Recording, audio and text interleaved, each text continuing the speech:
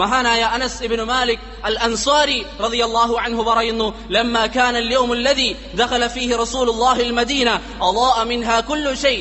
റസൂലുള്ളാഹി സ്വല്ലല്ലാഹു അലൈഹി വസല്ലം മദീനയിലേക്ക് പ്രവേശിച്ച ദിവസം മദീന മൊത്തത്തിൽ പ്രകാശപൂരിതമായി. മദീന മൊത്തത്തിൽ പ്രകാശപൂരിതമായി. എല്ലാവരുടെയും മനസ്സ് സന്തോഷം കൊണ്ട് തുള്ളിച്ചാടുന്നു, ആനന്ദമാണ് എല്ലാവർക്കും. അല്ലാഹുവിന്റെ റസൂൽ സല്ലല്ലാഹു അലൈഹി വസല്ലം മദീനയിലേക്ക് കടന്നു വന്നു. വലമ്മാ കാന اليوم الذي مات فيه أظلم منها كل شيء. റസൂലുള്ളാഹി സല്ലല്ലാഹു അലൈഹി വസല്ലം വഫാത്തായ ആ ദിവസത്തിൽ മദീന മൊത്തത്തിൽ ഇരുണ്ടു. മദീനത്തെ എല്ലാവർക്കും കരച്ചിലാണ്. അല്ലാഹുവിന്റെ പ്രവാചകൻ സല്ലല്ലാഹു അലൈഹി വസല്ലം ഭൂമിയിൽ നിന്ന് വഫാത്തായി.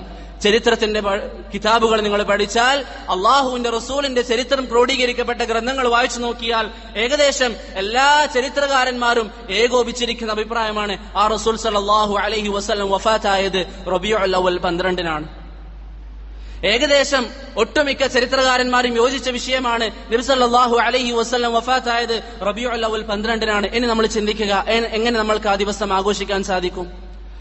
പ്രിയപ്പെട്ടവരെ, റബീഉൽ അവ്വൽ 12 അല്ലാഹുവിന്റെ റസൂൽ സല്ലല്ലാഹു അലൈഹി വസല്ലം ഈ ഭൂമിയിൽ നിന്ന് വഫാത്തായി. നമുക്ക് വേണ്ടി ജീവിച്ച പ്രവാചകൻ, ധാരാളം ത്യാഗങ്ങൾ ജീവിതത്തിൽ സഹിച്ച പ്രവാചകൻ, ആ പ്രവാചകൻ സല്ലല്ലാഹു അലൈഹി വസല്ലം ജീവിതത്തിൽ സമാധാനവും സുഖവും ഒക്കെ ഈ ഉമ്മത്തിന് നൽകിക്കൊണ്ട് ജീവിച്ചു. ഉമ്മത്തിന് ഖൈർ പഠിപ്പിച്ചു, ഉമ്മത്തിന് ഏറ്റവും നല്ല മാർഗത്തിലേക്ക് നയിച്ചു. ത്വബറാനി ഉദ്ധരിക്കുന്ന ഹദീസിൽ വന്നതുപോലെ നബി സല്ലല്ലാഹു അലൈഹി വസല്ലം പറയുന്നു, നിങ്ങളെ സ്വർഗ്ഗത്തിലേക്ക് അടുപ്പിക്കുന്ന എല്ലാ കാര്യങ്ങളും ഞാൻ നിങ്ങൾക്ക് പറഞ്ഞു തന്നിട്ടുണ്ട് എന്ന് പറഞ്ഞുകൊണ്ട് വഫാത്തായ ആ പ്രവാചകൻ സല്ലല്ലാഹു അലൈഹി വസല്ലം ഈ ഭൂമിയിൽ നിന്ന് മരണപ്പെട്ടു പോയ ആ ഒരു ദിവസത്തിൽ ആഘോഷിക്കാൻ എങ്ങനെ ഒരു മുസ്ലിമിന് സാധിക്കും? നമ്മളൊന്ന് ചിന്തിച്ചു നോക്കിയേ. ഒരു പെരുന്നാൾ ദിവസം നമ്മൾ ആഘോഷിക്കേണ്ട ദിവസമല്ലേ? പെരുന്നാൾ നമ്മൾ ആഘോഷിക്കേണ്ട ദിവസമാണ്. ഒരു പെരുന്നാൾ ദിവസം നമ്മുടെ കുട്ടി മരണപ്പെട്ടു. അല്ലാഹു സുബ്ഹാനഹു വ തആല നമ്മുടെ മക്കൾക്കൊക്കെ ആഫിയത്തുള്ള ദീർഘായുസ്സ് നൽകട്ടെ. ഒരു വ്യക്തിയുടെ കുട്ടി മരണപ്പെട്ടു എന്ന് കരുതുക. ആ വ്യക്തിക്ക് അന്ന് സന്തോഷിക്കാൻ സാധിക്കുമോ പ്രിയപ്പെട്ടവരെ? ഇന്ന് പെരുന്നാൾ ദിവസമാണ്, അതുകൊണ്ട് വിഷമൊന്നും കാണിക്കണ്ട എന്ന് പറഞ്ഞുകൊണ്ട് അവന് സന്തോഷിക്കാൻ സാധിക്കുമോ?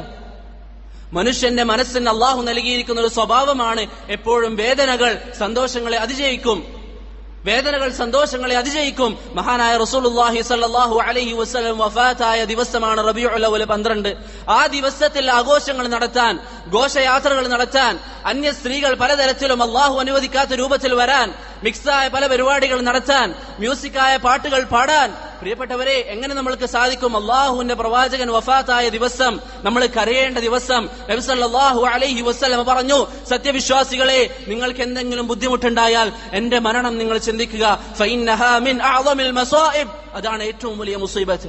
അതാണ് ഏറ്റവും വലിയ മുസീബത്ത്. ഒരു മുസ്ലിമിനെ സംബന്ധിച്ചിടത്തോളം നമുക്ക് ഏറ്റവും വലിയ മുസീബത്ത് എന്നുള്ളത് പ്രവാചകൻ സല്ലല്ലാഹു അലൈഹി വസല്ലമയുടെ മരണമാണ്. അതുകൊണ്ട് പ്രിയപ്പെട്ടവരെ, നബിദിനാഘോഷം റബീഉൽ അവ്വൽ 12 എന്നൊരു തീയതി നിശ്ചയിച്ചുകൊണ്ട് ആഘോഷിക്കാൻ ഒരിക്കലും ഒരു മുസ്ലിമിന് ഇസ്ലാം അനുമതി നൽകുന്നില്ല. അതുകൊണ്ട് നമ്മൾ പഠിക്കുക, ചരിത്രം അറിയുക, നബി സല്ലല്ലാഹു അലൈഹി വസല്ലമയെ സ്നേഹിക്കുക. ജീവിതത്തിന്റെ ഓരോരോ ദിവസം, ഓരോരോ നിമിഷം നമ്മുടെ എല്ലാ ചലനങ്ങളിലും നിശ്ചലനങ്ങളിലും ആ പ്രവാചകനെ അനുകരിക്കാൻ നമ്മൾ പരിശ്രമിക്കുക. അതല്ലാതെ ചില ആൾക്കാർ പ്രവാചക സ്നേഹം എന്ന പേരിൽ താടി വെക്കാത്തവർ, നിര്യാണിക്ക് താഴിൽ വസ്ത്രം ധരിക്കുന്നവർ, എന്തെങ്കിലും പ്രയാസങ്ങൾ വരുമ്പോൾ അല്ലാഹു അല്ലാത്തവരെ വിളിച്ചു പ്രാർത്ഥിക്കുന്നവർ, ഏതെങ്കിലും ഒരു ദിവസം നിശ്ചയിച്ചുകൊണ്ട് അന്ന് നബിദിനാഘോഷം ആഘോഷിക്കണം, അതല്ലാത്തവരൊക്കെ നബിയെ വെറുക്കുന്നവരാണെന്ന് പറയുമ്പോൾ ഒരു കാരണവശാലും അവരുടെ ഒരു ചതിക്കുഴിയിലും പ്രിയപ്പെട്ടവരെ നമ്മൾ പെടാൻ പാടില്ല. മറിച്ച് വ്യക്തമായി നമ്മൾ പറയണം, ആ പ്രവാചക ജീവിതം എന്നും എനിക്ക് മാതൃകയാണ്, ഏത് കാര്യത്തിലും എനിക്ക് മാതൃകയാണ്. അതല്ലാതെ വർഷത്തിൽ ഒരു ദിവസം നിശ്ചയിക്കേണ്ട ആവശ്യം എനിക്കോ നിങ്ങൾക്കോ ഒരിക്കലുമില്ല. അതുകൊണ്ട് പ്രിയപ്പെട്ടവരെ, നല്ല രീതിയിൽ ഇസ്സത്തോടുകൂടി ആ പ്രവാചകന്റെ മാർഗം പിൻപറ്റിക്കൊണ്ട് അള്ളാഹുവിന്റെ ദീനിന്റെ ശത്രുക്കൾ ഉണ്ടാക്കിയെടുക്കുന്ന മാർഗങ്ങളിൽ നിന്ന് പൂർണ്ണമായി വിട്ടുനിന്നുകൊണ്ട് ജീവിക്കാൻ നമ്മൾ പരിശ്രമിക്കുക. അള്ളാഹു സുബ്ഹാനഹു വ തആല തൗഫീഖ് നൽകി അനുഗ്രഹിക്കുമാറാവട്ടെ.